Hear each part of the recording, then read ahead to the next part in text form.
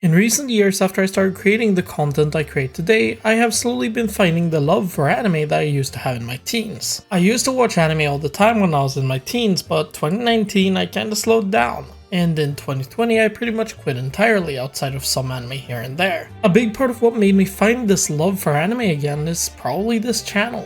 I get to talk about things I like and why I like them, and so I ended up consuming more media, including more anime over the last couple of years. Not every single one has felt special to me, but such is life. The ones that feel very special to me feel insanely special to me, such as Frieren and The Apothecary Diaries, that have turned into some of my favorite shows of all time. Hell, I even bought my first light novel recently, which was the light novels for The Apothecary Diaries. I bought the first 2 volumes. So you would probably not be surprised that these videos have also led me to find new anime that I have ended up enjoying thanks to some of the lovely recommendations that have been left in the comment sections of these videos. But I never expected a recording session to turn into me finding an anime that I really enjoyed. However, when recording our first take of the anime quiz my friend Oak and I did, that is my most recent video at the time of recording this, we in the first recording that got scrapped due to a recording error heard a song that is the second opening to an anime by the name of Link Click. Well, it's a donghua, which is basically a Chinese anime, but I will be calling it an anime for the sake of this video. Oak had already heard of this anime, but I never heard of it, and so he decided to show me the first opening, which ended up being on my mind for the next few days, to the point where I ended up sitting down and checking out the anime properly. It was the first time in a long while where I finished an anime in 2 days. I only took breaks for the sake of eating and going to the cinema with my friends. That is not a joke, we watched the second FNAF movie. I was completely hooked on Link Click after finishing it. I just wanted more and more of it, to the point where I am disappointed that I have to wait until October of 2026 for more. Now you may ask, what is it that makes Link Click so great?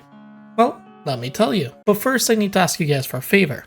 If you enjoyed this video, please subscribe for more content like this, and to show the algorithm as well as me that you really enjoyed this type of content. With that said, let's get back into the video. First of all, I'm going to talk about what Link Click is about. I'm going to try and keep it as spoiler free as possible so that you as a viewer can watch and enjoy the show as well if you haven't. But I will be talking about a season 2 episode more in depth towards the end of the video, but when I do, I will inform you of that ahead of time so that you can click off. Link Click is a story about 2 friends by the name of Sheng Xiaoshu and Lu Guang that have supernatural abilities. Sheng Xiaoshu has the ability to travel back in time using photos, which makes him take the place of the person who took the photo at the time of it being taken, whilst Lu Guang has the ability to see what happens to the person who took the photo 12 hours into the future from the photo being taken. These 2 abilities combined allow them to go to the past to complete different tasks, which is what they have made into their job, but with 3 important rules. Rule 1.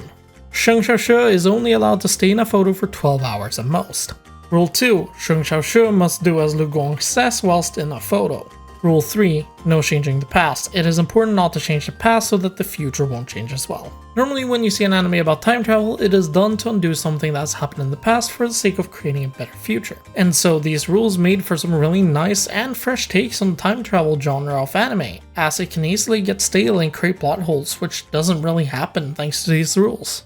This also adds another dimension to the time travel, especially since Sheng Xiaoshu gets the memories and feelings of the people he takes control of when traveling into a photo. This also makes it harder for Sheng Xiaoshu, as sometimes when traveling to the past he has to face his own trauma from his past in order to not change the future, which clearly becomes hard for him, and we even in just the first episode get to see the results of what happens when he does change something that happened in the past.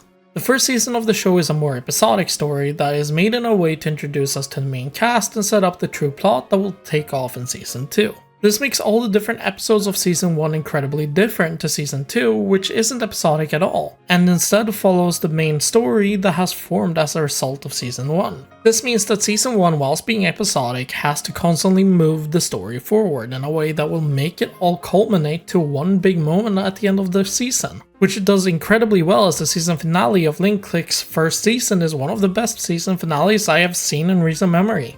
It's especially good with how you as a viewer slowly piece together what is happening, and when you realize what is about to happen at the end of the season and put all the pieces together, it gets incredibly satisfying and intense. And it also has some of the best fight scenes I've seen in anime. The show also has a lot of incredibly well written plot twists throughout both seasons that are presented to you in a way that makes it so that you can figure them out before they happen. but you have to actively think about it, which I didn't really do in season 1, but I did in season 2 after having seen season 1's plot twists. But with all of that said, let's talk about what made me watch the show to begin with. The music and its openings. Let's start with the openings. All 3 openings of the show so far are absolutely amazing, and this goes especially for the first 2 openings. The Brandon arc, which works as kind of a season 2.5, is generally the weakest season so far, but that is probably due to it also being a prequel season that is meant to set up for the upcoming 3rd season of the series, which is coming out in October 2026. So I am fairly certain my opinions on the Brandon arc will change depending on how well it sets up for season 3, which we'll find out once season 3 has finished airing.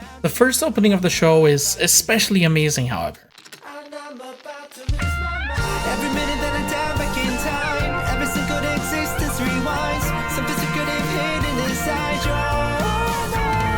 Just look at this animation, it's incredible and straight up jaw-dropping.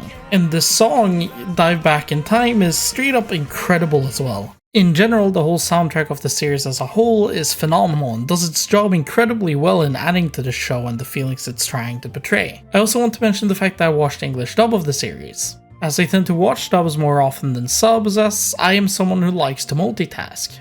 And in this case, the show actually has a great dub, which I do feel like I say a lot nowadays, but considering how much better dubs have gone since I started watching anime, it just feels logical to praise them since they actually tend to be good instead of just shitting on them like a lot of people like to do, even though they are good most of the time nowadays. Unless you decide to do what Amazon did recently. God, that was a joke. I also really appreciate how the openings in the show actually tell something about the show and have a lot of relation to the show in itself, and isn't just there to get you hyped up to watch the show, but also gives you context to the story, and also has a lot of really cool foreshadowing.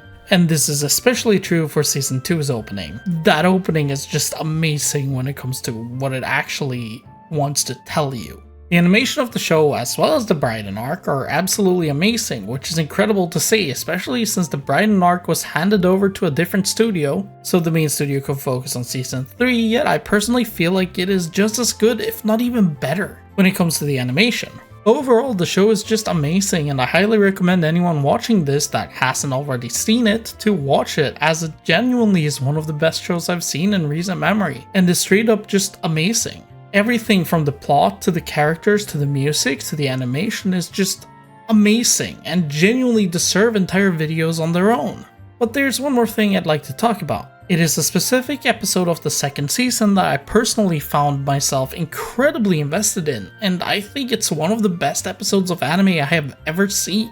It is at least the case for a very long time, because it is just incredible. With that said, there are some spoilers ahead for Season 2 Episode 4 and 5, you can skip to the timestamp on the screen to skip past it. Then click Season 2 Episode 4 and 5 let us follow a young girl who is mute and the last day she and her brother spend with their parents. What at first seems to be a wholesome memory of a family quickly becomes something else. Something very dark as we get to see the domestic abuse which the father causes and how it goes to an extreme length. Episode 5 especially tugged at my heart and was genuinely hard to watch as you watch this family go through horrible things at the hands of the father, as he abuses the mom as well as the kids. The music, the direction, the acting, just straight up everything for this episode was amazing to the point where I felt like watching a real family. And it actually got kind of disturbing to the point where I had to pause to get through this episode. And because of how well these episodes set up for it, as well as how brutal it is once you get to see the extent of it in episode 5 of season 2,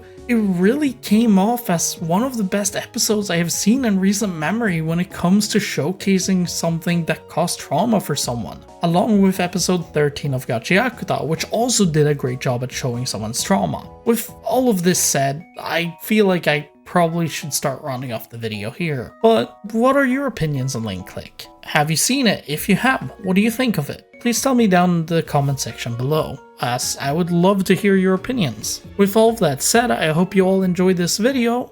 I wish you all a Merry Christmas, and I will see you all later. Bye.